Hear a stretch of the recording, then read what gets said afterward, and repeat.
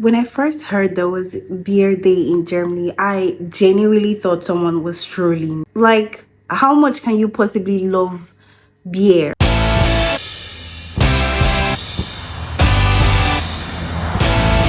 Birthdays, Christmas, Valentine's, okay. But beer day, when I heard about it, I was like, there's no way this is an actual thing. Then I looked it up. Not only is this thing real, every single year on April 23rd, Germany celebrates German Beer Day. And to my very surprise, it's been celebrated because of a law that was written over 500 years ago. Yeah, you heard me right. 500 years. Now, that's when I knew this wasn't just about drinking beer. There had to be a story. Now, before anybody starts typing, no. German Day is not an excuse for Germans to get drunk. Although, let's be honest, if any country was going to have a beer day, most people would have guessed Germany anyway. But here is what surprised me. Beer Day actually celebrates one of the oldest food laws still recognized today, which is honestly insane. Because apparently in 1516 people were worried about things like Instagram, YouTube, or Netflix. They were literally making laws about beers. So here's what happened back in 1516 in the German region of Bavaria. So the ruler at the time, Duke Wilhelm IV, introduced a law called the Reinheitsgebot. Hopefully I got that pronunciation right. Better known as the German Beer Purity Law. And this law basically said beer could only contain 3 ingredients: water, barley, and hops. And that's it. So no weird herbs, no mystery ingredients, and definitely no random chemicals. Just 3 simple ingredients. Now here's the funny part.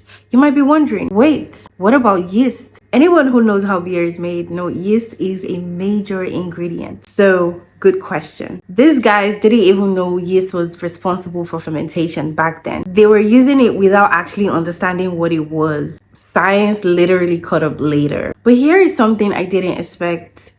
This law wasn't only about making beer taste really good. It was actually about protecting people. Back then, some brewers were adding dangerous ingredients into beer to make it either stronger or cheaper. Imagine ordering a drink and not knowing if it's actually safe to drink.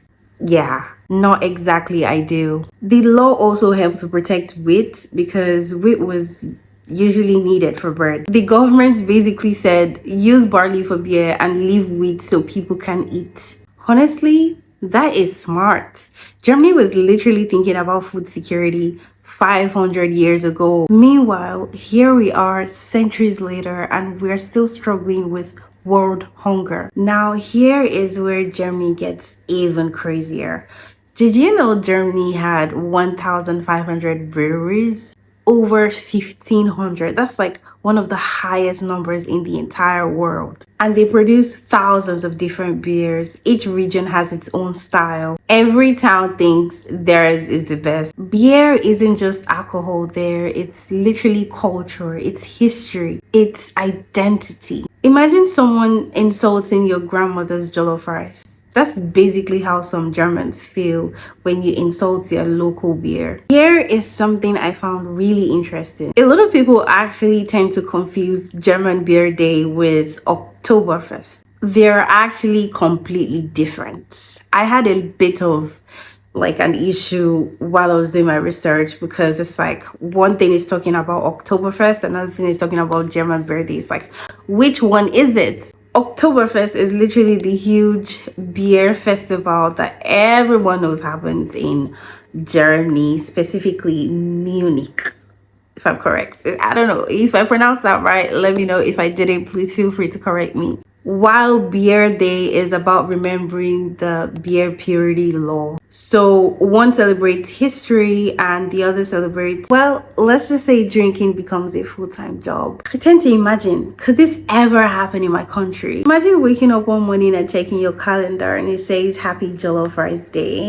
or even better, National Suya Celebration. Honestly, we'll probably have an argument over which state invented it first. The celebration would definitely last for like 3 days and social media would collapse. Anyways, the more I learned about this, the more I realized Beer Day isn't just about beer, it's about tradition. It's about craftsmanship, it's about preserving history. And honestly, I kind of respect that. Because think about it, how many traditions from 1516 are people still celebrating today? Not many.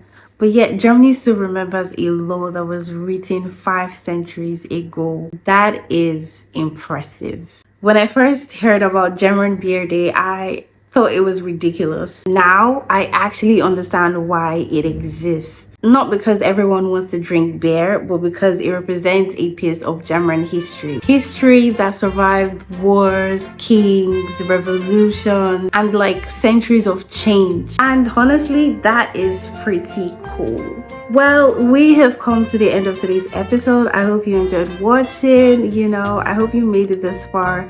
If this is your first time here, please smash that subscribe button. Turn on your post notifications so you don't miss out on any of my videos. If this is not your first time here and you're not yet subscribed, what are you waiting for? Please, come on, go ahead, smash that subscribe button, okay? Thank you so much for watching. I will see you guys in the next episode. Have an awesome day ahead of you. Bye. Prost.